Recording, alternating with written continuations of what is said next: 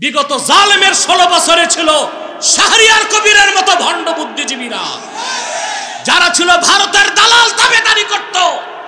আর এখন ফরহাদ মজহার হচ্ছে যুক্তরাষ্ট্রের দালাল, বাংলাদেশকে গৃহ যুদ্ধের দিকে ঠেলে দিতে চায়। একদিকে হাসিনার রায় হয়েছে, আরেকদিকে বন্দর দিয়ে দেওয়া হয়েছে বিদেশিদের হাতে। আপনারা রায় পেয়ে মিষ্টি বিতরণ করছেন, আর বন্দর চলে গেছে বেঈমানের হাতে। Laldia port, Pangaon port, new mooring container terminal, তিনটা পোর্টকে সুইজারল্যান্ড, নেদারল্যান্ড হাতে তুলে দেওয়া হয়েছে। বাংলাদেশের স্বাধীনতায় এটা একটা আঘাত দেওয়া হয়েছে। এখন মুসলমান ভারতীয় আগ্রাসন মানি না, যুক্তরাষ্ট্রের আগ্রাসনকে মেনে নিব না বাংলাদেশে। কত বড় বড় জাদরেল নেতা জেলখানায় পচতেছে, খবর নাই? বাউল নামের ফাউল গেছে জেলে, ফরহাদ মজহার বলে আমি মানববন্ধন করব। বেটা যাও মানিকগঞ্জে, ফরহাদ কোদাল দিয়া তোমার দাড়ি চেষে দিবে তৌহিদি জনতা। প্রয়োজনে আমি যাব মানিকগঞ্জে, দেখব কিভাবে তুমি মানববন্ধন করো মানিকগঞ্জের মাটি।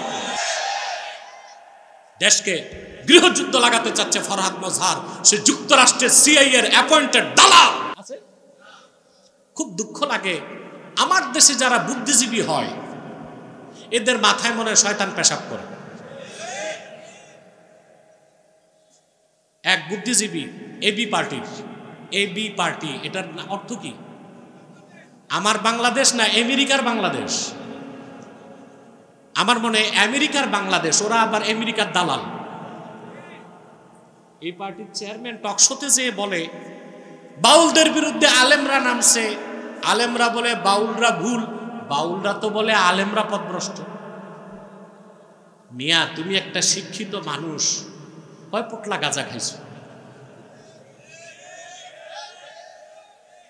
তুমি ছিলা আগে এক দলে, দল ছেড়ে আসছো আরেক দলে। মার্কিন যুক্তরাষ্ট্রের জর্জ সরোসের পয়সা ঢুকছে তোমার পেটে, বেটা বেয়াদব। আলেমরা বাউলদেরকে পথভ্রষ্ট কেন বলে? নিজের মন গড়া কথা না কোরআন থেকে বলে? বাউলরা তো রাসূলুল্লাহর দ্বীনকেই মানে না, শরীয়তকেই মানে না, ওরা লালনের ধর্ম মানে। মুসলমান বলা যায়? বাংলাদেশে এখন বাউল ভক্ত বহুত নেতা বেরিয়ে গেছে, বলতেছে বাউলদেরকে মারা যাবে না। তৌহিদি জনতা পায়ে পা পাড়া দিয়ে লাগে নাই। বাউলদের নেতা ভণ্ডটা বলেছে আল্লাহর শানে বেয়াদবি করেছে। এমন হতো কোথাও বাউল গান হচ্ছে, আলেমরা যে মারপিট করে ভাঙছে, তাইলে বুঝতাম এটা অন্যায় হয়েছে। বাউলরা গান করতেছে, আলেমরা যে কি করছে, মারছে, এটাকে বলা যেত অন্যায় হয়েছে, আইন হাতে তুলছে কেন? কিন্তু বাউলদের নেতা যাকে গ্রেফতার করা হয়েছে, সে আমার আল্লাহর শানে চরম ধৃষ্টতাপূর্ণ বেয়াদবিমূলক বক্তব্য দিয়েছে।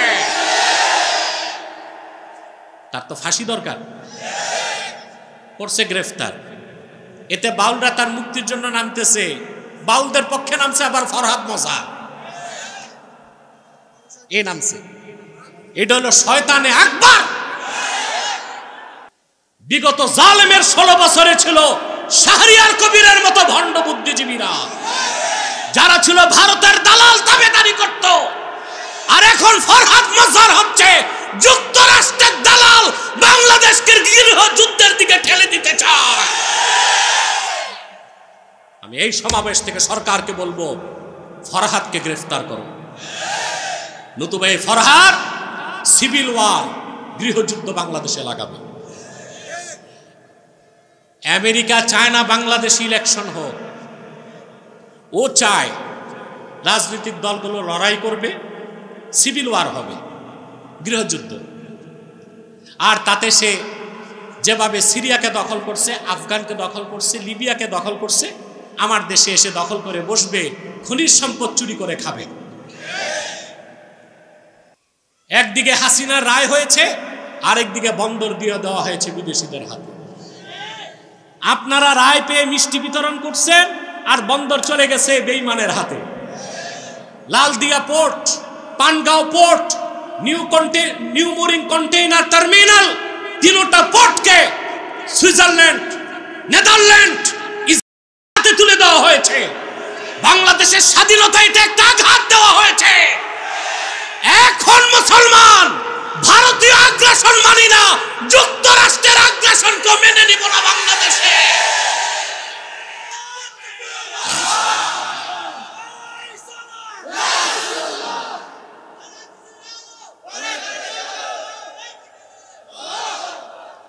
আজকে বাউলদের দিকে দৃষ্টি, গোপনে অন্য কাজ হচ্ছে।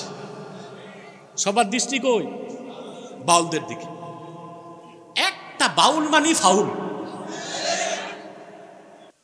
কত বড় বড় জাদরেল নেতা জেলখানায় পচতেছে, খবর নাই?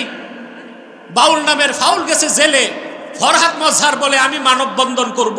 বেটা যাও মানিকগঞ্জে, ফরহাদ কোদাল দিয়া তোমার দাড়ি চেষে দিবে তৌহিদি জনতা। প্রয়োজনে আমি যাব মানিকগঞ্জে, দেখব কিভাবে তুমি মানববন্ধন করো মানিকগঞ্জের মাটি।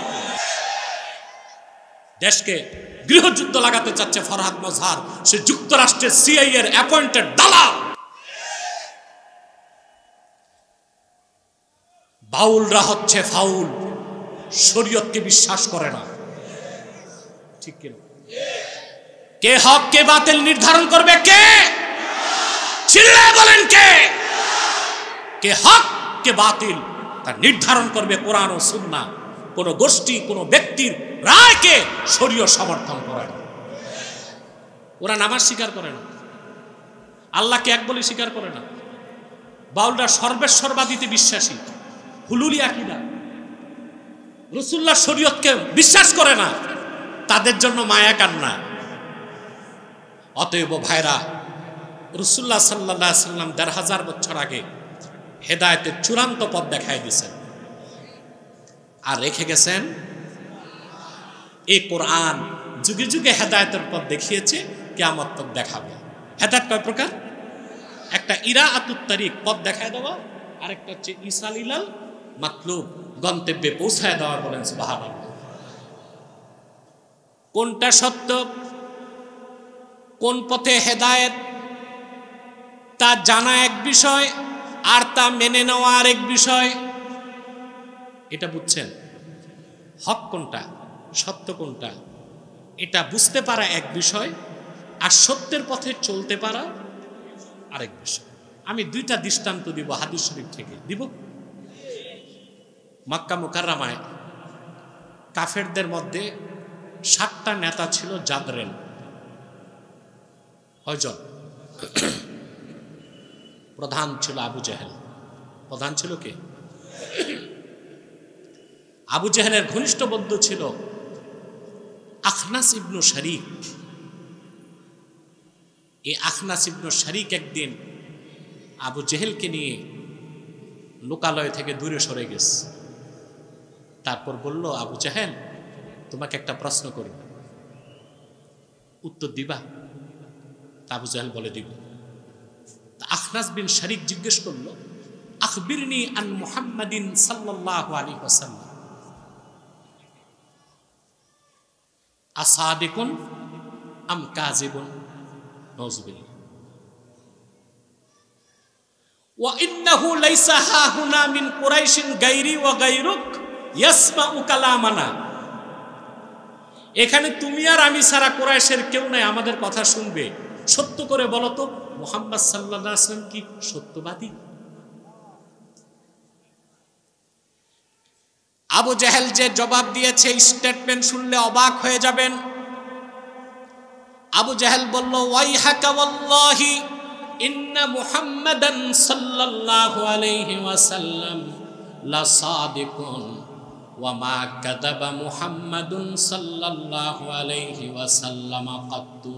কাবার মালিক আল্লাহর কসম করে আমি আবু জেহেল সাক্ষ্য দিচ্ছি, নিশ্চয়ই মুহাম্মদ সাল্লাল্লাহু আলাইহি ওয়াসাল্লাম মহাসত্য নবী।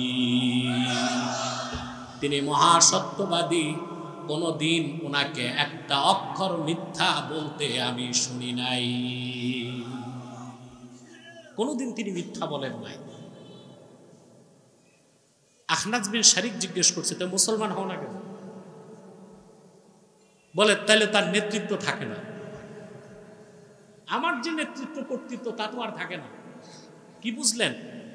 আবু জাহেল কিন্তু সত্যটা চিনতে পেরেছিল, গ্রহণ করতে, সত্যকে চিনতে পারা এক বিষয়, গ্রহণ করতে পারা একটা, ইরাআতুত তারিক আর একটা ইসাল ইলাল মাতলুব। সুবহানাল্লাহ, সুবহানাল্লাহ, সুবহানাল্লাহ।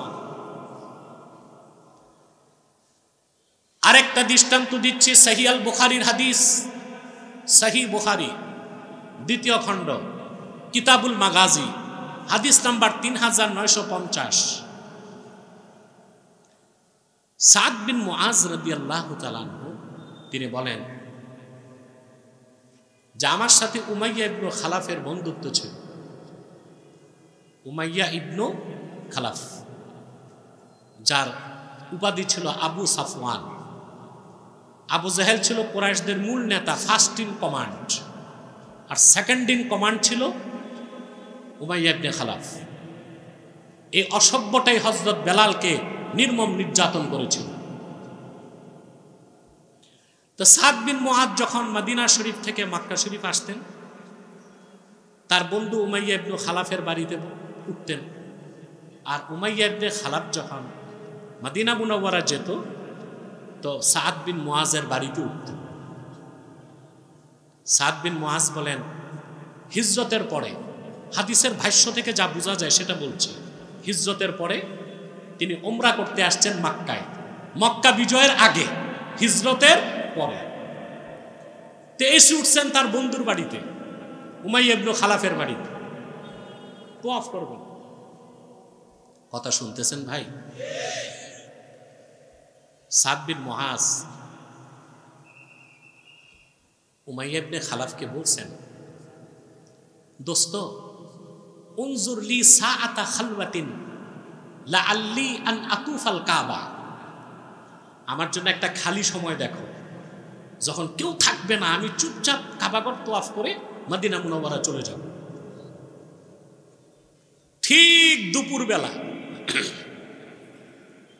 প্রচন্ড গরম, সবাই ঘরে। সাদ বিন মুআজ রাদিয়াল্লাহু তাআলা আনহুকে নিয়ে উমাইয়া ইবনে খালাফ কাবার প্রান্তরে আসছে। দুপুরবেলা, ভাবছে কেউ নাই, এসেই দেখে শয়তান আবু জাহেল দাঁড়ায় আছে। সাদ বিন মুআজকে দেখে আবু জাহেল ক্ষিপ্র হয়ে গেছে। উমাইয়া ইবনে খালাফকে বলছেন, ইয়া আবা সাফওয়ান মান হাযা মাক, আবু সাফওয়ান, তোমার সাথে এই লোককে? বলে, আমার বন্ধু সাদ ইবনে মুআজ। কেন আসছে? উমরা করতে, তোয়াফ করতে।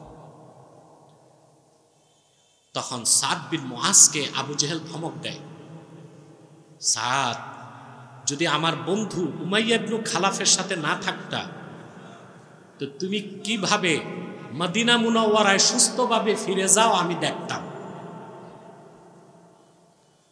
মুমিন কখনো আল্লাহ ছাড়া কাউরে ভয়, সুবহানাল্লাহ। আমাদের এখন মৌলভী সাহেবরা অনেকে ভয়তে কথাই বলে না, কথা বলে না। কত মৌলভী, সেলিব্রিটি মৌলভী, লালনদের বিরুদ্ধে কথা, লালনের অনুসারীদের বিরুদ্ধে বক্তব্য নাই, বাউলের ফাঁসি চায় না, ফরহাদ মজদারের বিরুদ্ধে কিছু বলে না, কারণ ওরা তো আমেরিকার এজেন্ট। আমেরিকার আব্বা যদি নারাজ হয় তো আর নির্বাচনে পাশ করা যাবে? এই জন্য কোনো কথা বলে না, ভয় পাচ্ছে। মুমিন আল্লাহ ছাড়া কাউরে ভয় পাইতে পারে না। সাদ বিন মুআজ বললেন, উমাইয়া ইবনে খালাফ, শুনে রাখ, তুমি যদি আমার ক্ষতি করতা, মদিনা মুনাওয়ারায় ফিরে যাবার ক্ষেত্রে আমিও দেখে নিতাম মদিনা মুনাওয়ারার পথ ধরে কিভাবে শাম দেশে ব্যবসা করতে যাও। সুবহানাল্লাহ। আসতে বলে নাই, ধমক দিয়ে বলছে। নেতাকে ধমক দেওয়াতে উমাইয়ার লাগছে খারাপ, নেতাকে ধমক দিছে। তো উমাইয়া ইবনে খালাফ বলতেছে, ইয়া সাদ লা তারফা সাউতাক আলা আবিল হাকাম সাইয়্যিদি আহলিল ওয়াদি, এই উপত্যকার মহান নেতা, নাউজুবিল্লাহ বলেন,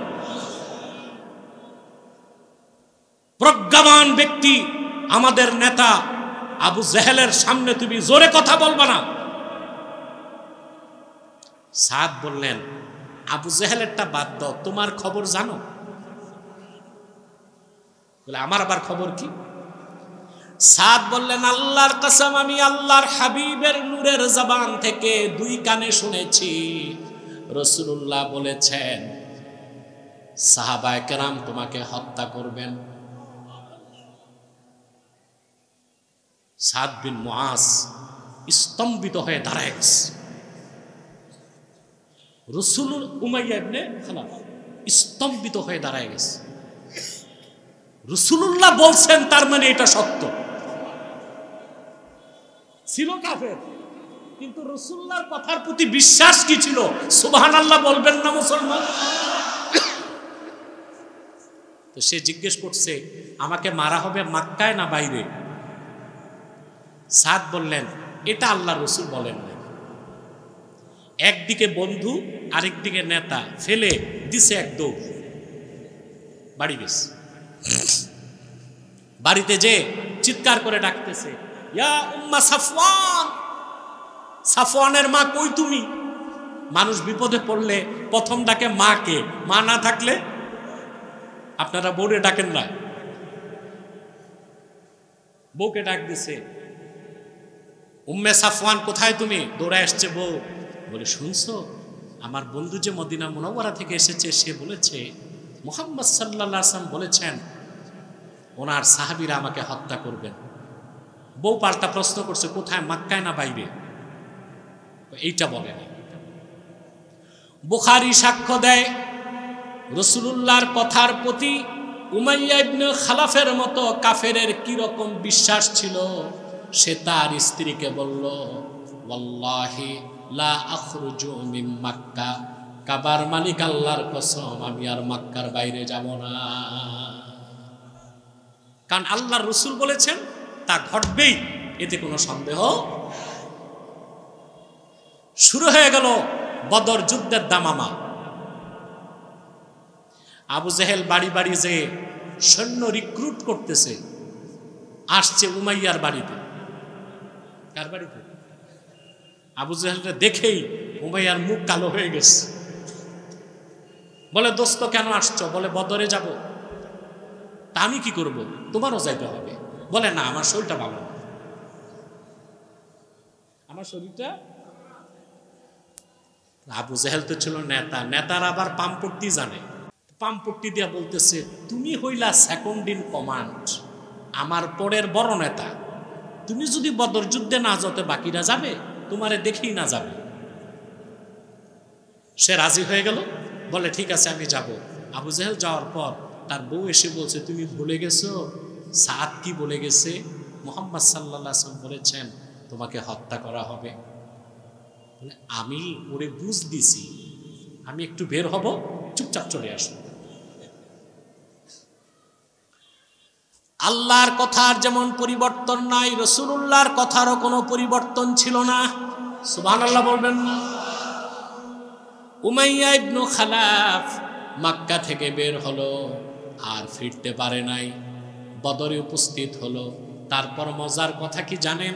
আল্লামা বদরুদ্দিন আইনি কিতাবুল মাগাজির ব্যাখ্যায় লিখেছেন, এই উমাইয়া বছরের পর বছর যেই বেলালকে কষ্ট দিয়েছে, ফাকাদ্দারাল্লাহু কাতলাহু বিয়াদি বেলালিন মুআজ্জিনি রাসূলিল্লাহ, আল্লাহর রাসূলের মুআজ্জিন যে বেলালকে সে নির্যাতন করছে, সে বেলালের হাতেই আল্লাহ উমাইয়া বিন খালাফের মৃত্যুকে নির্ধারণ করেছেন। সুবহানাল্লাহ। আমি কি বুঝাতে চাইলাম? আবু জেহেল বুঝতে পেরেছিল মুহাম্মদ সাল্লাল্লাহু আলাইহি ওয়াসাল্লাম মহাসত্য নবী। উমাইয়া ইবনে খালাফ বুঝতে পেরেছিল রাসূলুল্লাহ যা বলেন তা সত্য। কিন্তু একটাও মুসলমান, হেদায়েত কার হাতে? একটা হচ্ছে ইরাআতুত তারিক, পথ দেখানো, আরেকটা হচ্ছে ইসাল ইলাল মাতলুব, হেদায়েত করে শেষ গন্তব্যে পৌঁছায় দেওয়া। বলেন সুবহানাল্লাহ। প্রিয় ভাইগণ, এখন আল্লাহ তাআলা কাদেরকে হেদায়েত করে চূড়ান্ত গন্তব্যে পৌঁছায় দেন?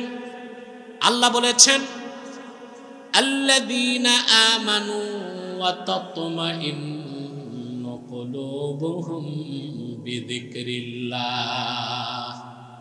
যারা ঈমান এনেছে আর আল্লাহর জিকিরে যাদের অন্তরসমূহ প্রশান্ত হয়, তাদেরকেই আল্লাহ হেদায়েত করে হেদায়েতের শেষ সীমায় পৌঁছে দেয়। বলেন সুবহানাল্লাহ।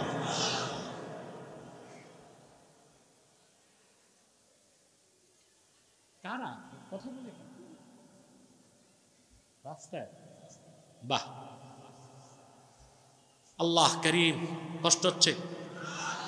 ঘুমাচ্ছেন না তো? দেখবো কে কে ঘুমান, হাত উঠান। বাহ,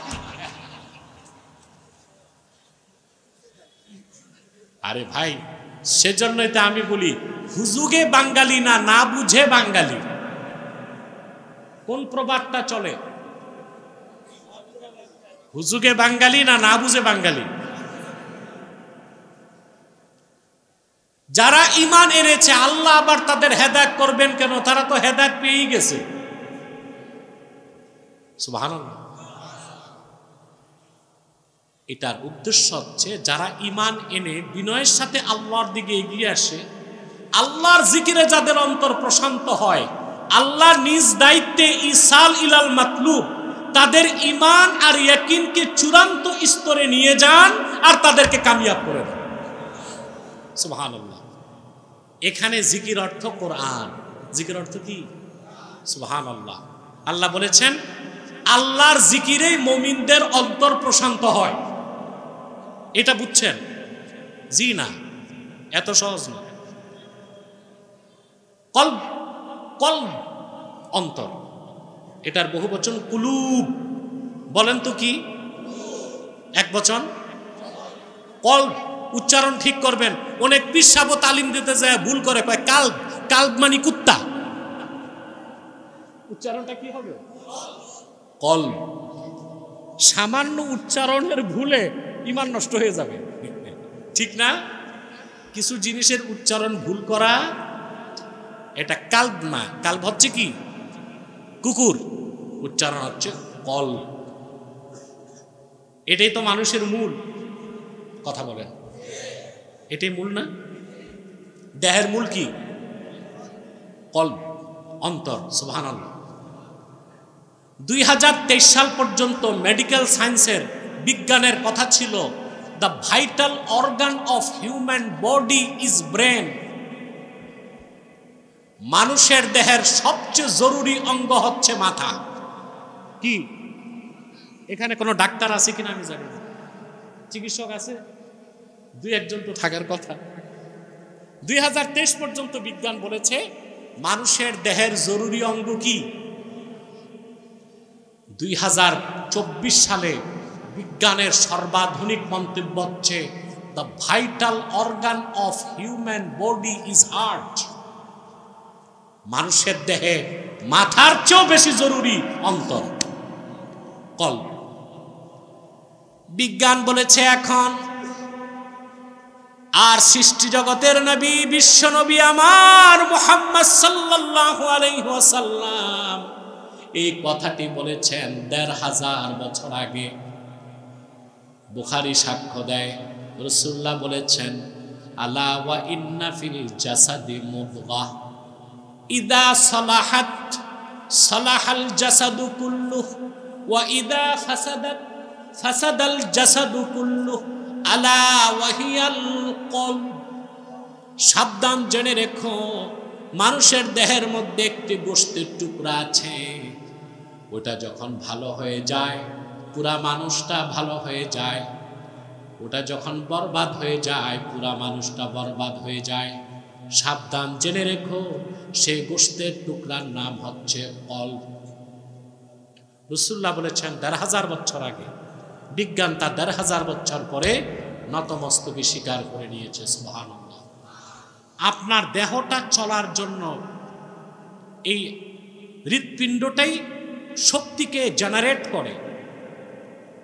সিস্টল অ্যান্ড ডায়াস্টল, সংকোচন সম্প্রসারণের মাধ্যমে রক্তকে টেনে ফুসফুসে পাঠায়, ফুসফুস অক্সিজেন মিক্স করে দেয়, রক্ত আবার হৃৎপিণ্ড কোষে কোষে পৌঁছায় দেয়। কোষ থেকে আবার কার্বন ডাই অক্সাইডকে নিষ্কাশন করে রক্তের মাধ্যমে হৃৎপিণ্ড বের করে দেয় নাক দিয়ে। এই অন্তর করে কে করে? এই হৃৎপিণ্ডটা আল্লাহর অত্যাশ্চর্য সৃষ্টি। মেডিকেল সায়েন্স হৃৎপিণ্ড নিয়ে গবেষণা করে কুল কিনারা করতে পারে নাই।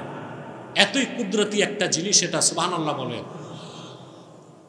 মানুষের মায়ের পেটে যখন সন্তানের বয়স 4 মাস হয় তখন থেকে হার্ট পুরাপুরি চলতে থাকে। প্রতি মিনিটে 72 বার এটা সংকোচন সম্প্রসারণ করে। সুবহানাল্লাহ। কোনো ব্যাটারি নাই, কোনো ফুয়েল নাই, কোনো সৌরবিদ্যুৎ নাই, কোনো চার্জ নাই, পুরাটাই চলছে কার হুকুমে? সুবহানাল্লাহ।